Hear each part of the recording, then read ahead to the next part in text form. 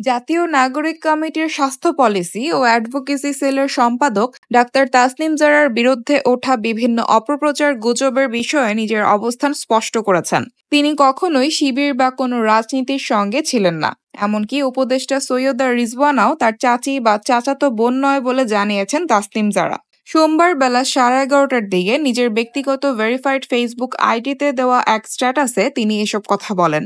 Facebook স্ট্যাটাসে তিনি উল্লেখ করেন, আওয়ামী লীগ ও একটি মহল আমাকে নিয়ে কতগুলো রেডিকিউলাস মিথ্যা প্রতিষ্ঠিত করার চেষ্টা করছে। এক্ষেত্রে সত্য হলো উপদেষ্টা সৈয়দা রিজওয়ানা হাসান আমার চাচি বা চাচাতো বোন নয়।